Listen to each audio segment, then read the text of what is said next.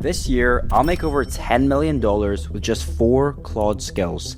And in this video, I'm going to be covering them all. What they are, what they do, and how you can implement them yourself. But make sure you stay to the end, because number 4 is the most valuable skill of them all. Now, let's look at the first skill, which is my productivity skill. So essentially, what this skill does is this is a skill that helps me run my time well. It does 2 main jobs for me. It plans a day and it audits the time that's already spent. And underneath both, it holds a fixed picture of who I am and what I'm working towards. So the output is never generic time management advice, but it's actually tailored to my specific situation right now in my life, my actual rhythm, and my actual goals. So I fed Claude my specific goals that I have for 2026. I've got a list of different goals. It knows exactly who I am, the business that I'm working on, the situation I'm in. So it's giving me actual tailored advice to my life, because my life is going to be very, very different from your life. Some of you guys might be further ahead than me. Some of you guys may be further behind me. So you need to make sure that it's not just generic life advice or project management life. The point of this skill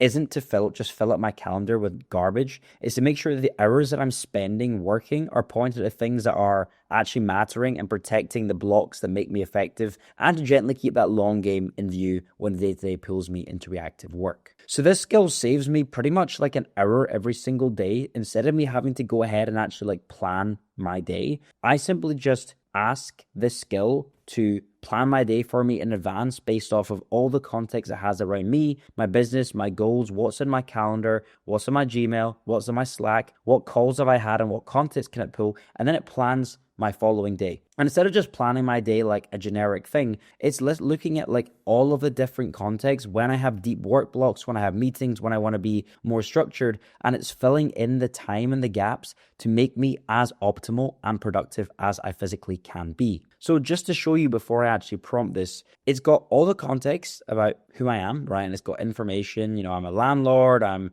running an agency ascension mastermind, I have a personal brand, this is my kind of rhythm of when I wake up, my daily sort of structure, my work blocks, weekends being a bit more loose, principles that make things kind of feel light for me, any non-negotiables I have around like the gym, dinner, what am I building towards, my kind of personal goals, my wealth goals, my health goals, everything like that. My task list, where it sits. I use a tool called Victor within my Slack, which plans my task list and other things, and it reads and sits within my channels. So the task list, where it lives, what are all the things regarding that, how it needs to pull into this Claude skill, how it needs to plan the day, and then the 2 different ways that it has to do things. So the first job, which is planning the day, so gathering the context is the first thing. Then it builds a plan, then how it's going to output the format to me. And then the second job, which is auditing of my time. So it looks at all of my previous week's work. It looks at what I spent time doing, how I spent time on my calls, what I spent time doing on my task list,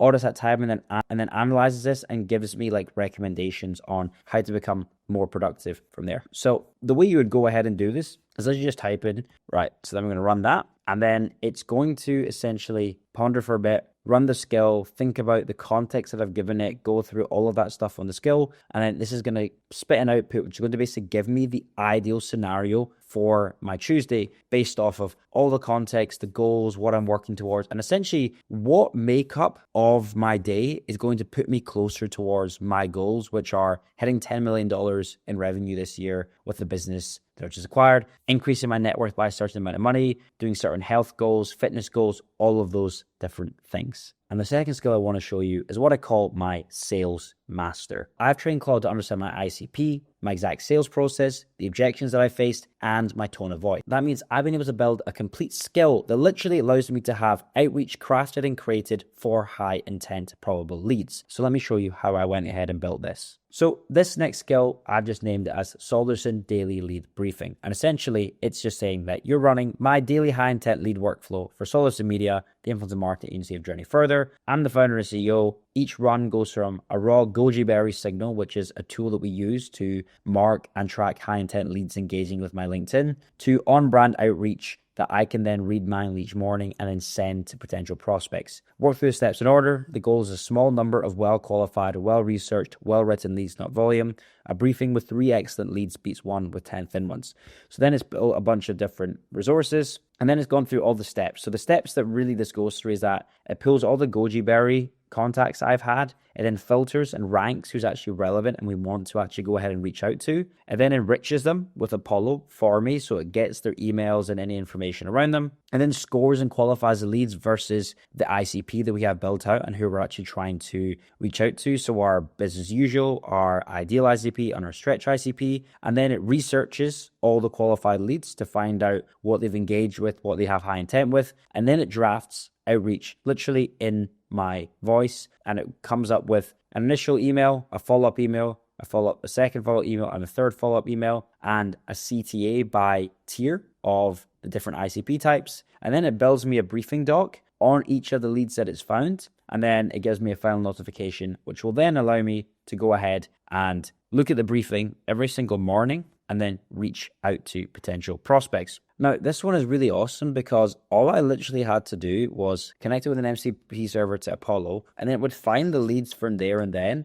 This one saves potentially up to 10 plus hours a week, because if you think about it, we have to find the leads firstly, which takes a while. We have to then find the emails of the leads, then come up with outreach sequence, and then email them. Now, all I have to do is just email the leads that it actually finds. And then I'm going to simply run that prompt. And then as you saw in the skill information before, it's going to go through all of those 8 different steps, going to build me the full briefing doc.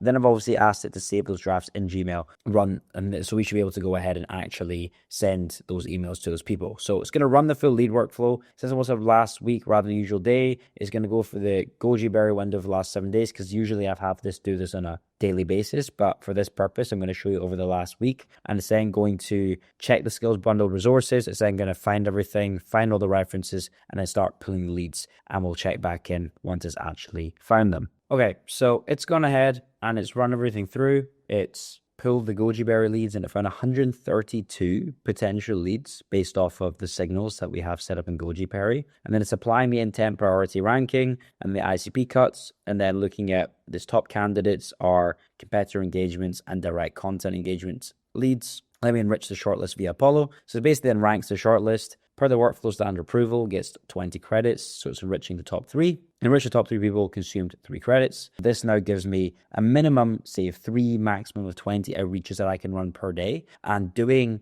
that volume, 100 outreaches per week that are personalized, you are bound to sign a client within a couple of months right off the back of that. Now, skill number 3 is an interesting one, and I call it my mentor skill. I've trained Claude to understand my logical framing for all of the decisions that I make. So when I find I have a hard choice to make, or I'm maybe too emotional to make that choice, the decision mentor is essentially a skill that helps me make better decisions. Not faster ones, and not decisions that I feel good about. Better ones. The job isn't to agree with me, but it's to, or reassure me, or hand me a tidy answer it can rubber stamp. It's to be the sharpest, most honest person in my corner. Someone with no incentive to flatter me and every incentive to stop him walking into expensive mistakes. Now, the issue with AI models in general is that they can often just be yes men. Everyone has seen online about how ChatGPT just kind of like tells you you're right, which gets you in a lot of trouble. So if you create a skill that specifically is that, isn't just your yes man in your corner, specifically helps you make better decisions and is very logical in the way that it does it based on the context you provide it, that is going to be super valuable for you in making decisions. Because think about Elon Musk or Jeff Bezos or any of these top guys. They're not directly executing the work. They're simply making a series of decisions that people then execute on to then make the business operate and happen. So your whole job as a business owner scaling is making good decisions. So this is arguably one of the most important skills that we can have to this day. So I obviously have plenty of people who tell me I'm right. What's rare and valuable is someone who is genuinely going to stress test the call, surface what I'm not seeing, and argue the side I'm dismissing. That's literally the whole point. The tone is a seasoned mentor, non-exec chair who's watching a lot of founders make a lot of calls. He has to be direct, commercially fluent, warm, and unafraid to tell me that I'm wrong. Challenge with care, but challenge, never a yes man, never contrarian for sport. So I then feed it with the context around myself, where I'm based, who I am, my scarce resources, how I move quickly and decisively. I treat myself as a capable, ambitious model. It's obviously then got what I'm building towards my wealth goals and my personal goals for the year. And then I fed it my decisions and the way that I operate based off of values that I wrote myself. So I gave it the Solderson values. So I fed it like what Solderson and I operate to do, and then my personal values. So leading by example, relentless pursuit of improvement, moving at speed, and everything is in my control. Those are four of my like big values, right? I want to lead by example. I want to always be improving. I love to move at speed, and I believe that everything is in my control. So I gave it those values so it understands the way that I value things and what I'm actually trying to get out of life. Then it's given me patterns that are worth watching for. So gentle priors, so overcommitment, optimistic timelines, speed skipping the stress test, and then the mentor's toolkit, how to actually press your test the decision. Now, the interesting thing about this skill is that it isn't really about me saving time. So I wouldn't expect you guys to save more time using this.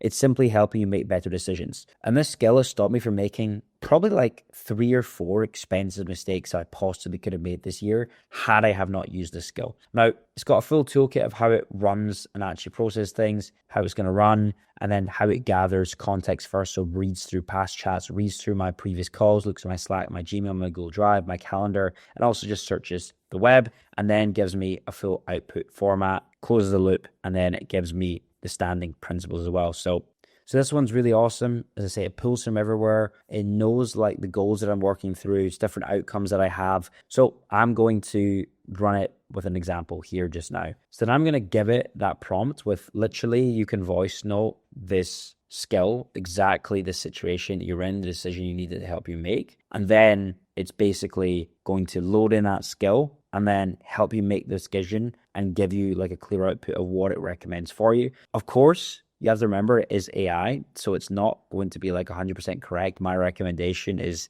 reviewing it and reading it and taking what it says and allowing you to think more deeply about what your thoughts are already based on what it tells you. But of course, don't just blindly trust AI. But we're going to show the full breakdown here. It produces you like a really solid view as if it's literally like your advisor or mentor. So basically, it's in summarize what it really is. So I framed it as kind of more involvement versus and principal risk versus a clean and simple hourly model. The real question is this mentee the right first live proof point for a model you've already decided that you want to build? And can you structure it so it doesn't turn you into a part-time co-founder of business you can only give scraps of attention to? It's closer to a one-way door than it feels. Equity tangles you and gives you a relationship with a mentee that's harder to unwind than a client, and reputational skin in the game because you teach this. But it's only irreversible if structured badly. With vesting, a buyback exit clause, and a cap scope, you can make it far more reversible. So the rigor belongs almost entirely in the structure, not in the yes/no. Then it gives me a case for doing it, right? So why should I do it? And it gives me the case for against. So essentially, what are the reasons that I shouldn't do it and why it suggests that I should and I shouldn't? And then what my track record says. So how can I actually think about doing this based off of my previous track record of how I operate? So, you know, like it says I negotiate hard. I'm demonstratively good at structuring things. Then it gives me the crux, like what has to be true for a yes. So can I cap the attention? And is the business actually exitable? Because obviously tying up an equity, it only makes sense for exiting. And then it gives me its read, which is do it, but as deliberately structured pilot of my portfolio model. What would change my answer? If he wants a hands-on partner rather than a bounded advisor, crux 1 fails. Or if the business isn't on a credible growth or exit plan, crux 2 fails. So this is very useful for helping me make complex decisions that I simply cannot make. And you know, you can ask it anything. Like I'd ask it right now, you know, I have an employee that we potentially need to fire within the business. Here's the information. What is your recommendation based on everything you know? So you can ask it any sort of thing. It's going to give you a purely logical result.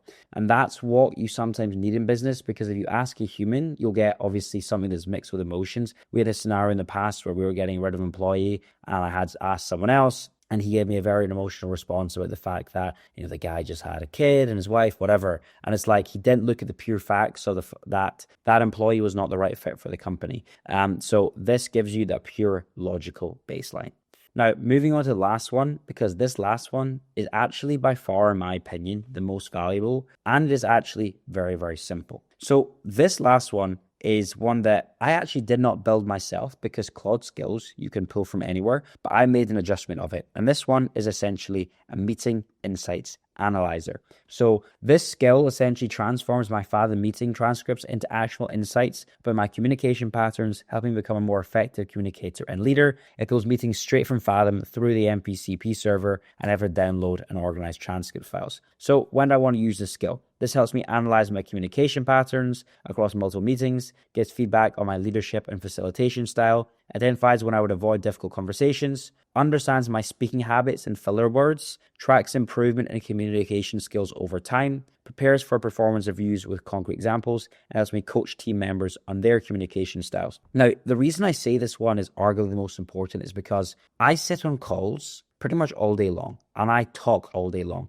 And the way that I communicate is so important, and my communication style is so important because the way that I deal with situations, if I avoid conflict, if I have things heads on, if I'm actually good at selling, if I talk too much when I'm calling, if I dominate the room, if I come from a powerful position, if I'm an inspiring leader, all of these things are super important as a business owner and as someone who sells. So having something that actually analyzes the meeting notes, because all these AI tools give you a breakdown and a transcript and a summary, but they don't actually analyze your speaking patterns and chart an improvement over time. But this skill does. So I've customized this existing skill to essentially just utilize Fathom, and then it's got some how to use and some quick start ones. So I could say, analyze my recent Fathom meetings and tell me where I avoided conflict, look at my meetings from the past month and identify my communications patterns, compare my facilitation style in my team meetings versus my one-on-ones. And then you can have advanced analysis. You can say something like, pull my Fathom meetings from the last quarter and identify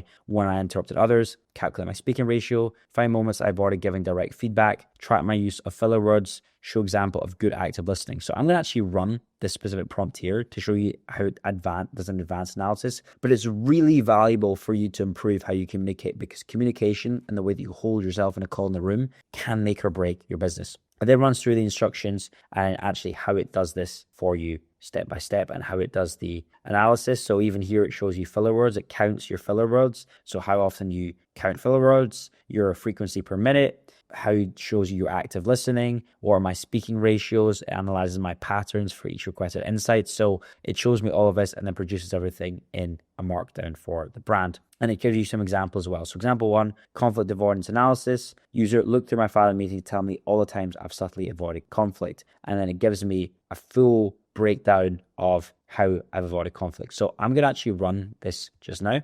So if we go to meeting insight analysis, I'm just going to paste this exact one here. So pull my Fathom meetings from last quarter, identify all of these different things. I'm going to let that run. It shows me my key patterns. So my feedback goes soft under pressure. So I get worried, and this is very true, that difficult conversations, I go very soft in them because I don't like causing conflict. This is a true issue of mine. Airtime imbalance. So I speak a lot more. And fillers, I have a lot of fillers and I stammer a lot. And then it goes through my communication strengths. It shows me my growth opportunities, so where I can be more direct, my airtime, and my discretion, next steps of what it recommends I actually do. So it says, pick my next hard one-on-one, script the first 2 sentences, decision and a single ask before I dial in, try the deliver, then shut up drill. So 1 open question and then have complete silence, and then have it run another batch to confirm whether the feedback is actually true or if it needs to do other stuff. So this is one of the most important skills to help me improve, because if I'm not direct, if I avoid hard conversations,